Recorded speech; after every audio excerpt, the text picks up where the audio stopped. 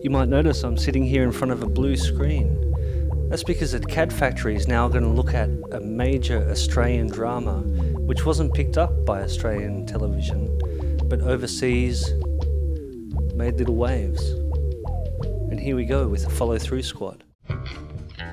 Back in 1994, a television show with a difference was created right here in Sydney, and it was called Follow Through Squad. Follow Through Squad was a one-off, a shot in the dark, a cop show like no other. It starred two unknowns in Tony Bonzarevich as Detective Tony Bonza and C. William Lobb as Detective Gideon Soyle. Follow Through Squad didn't find a home on Australian television, with the networks too frightened to touch it, so the producers took Follow Through Squad overseas. Yeah, well, there were a couple of things that surprised me about the first series of Follow Through Squad. First one was just how timid the networks were back then, but more importantly, and much to our relief, was just how warmly we were embraced by the Scandinavians. Australia's loss was Scandinavia's gain.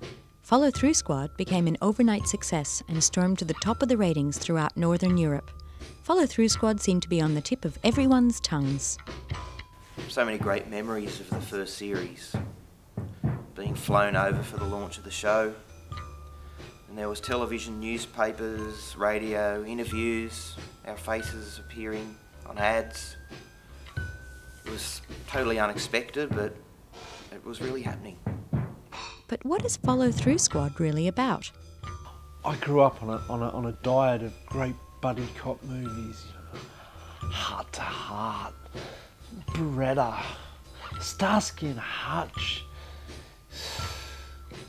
And what I really liked about those programs is that they just tackled the issues head on. And so, in the great cop show tradition, Bonza and Soyle forge a team whose aim is to make the streets of Sydney a safer place. Getting the role of Soyle was the best thing ever. I've been to Broadway, but I really wanted to ground myself in something Australian, something very local. Lobb wasn't the only one enjoying a breath of fresh air working on Follow Through Squad. Carlos Alvarez revelled in the role of Senor Panteros, Soyle and Bonza's arch nemesis.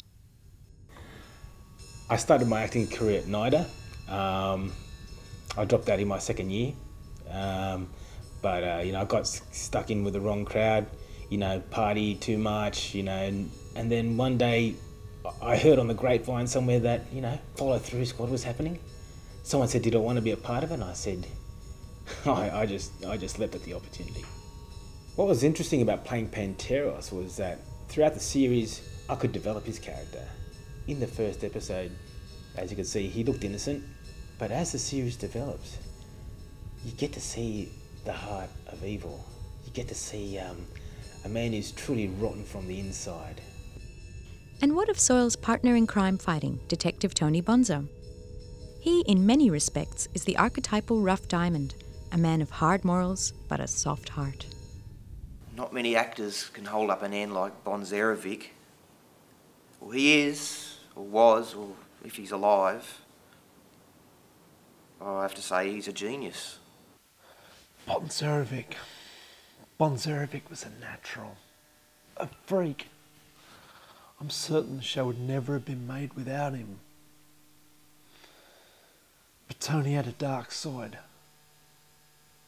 He was haunted by his past. He was haunted by his roots. Join us next episode when we take a closer look at the first series and delve into the mysterious disappearance of Tony Bonzarevich.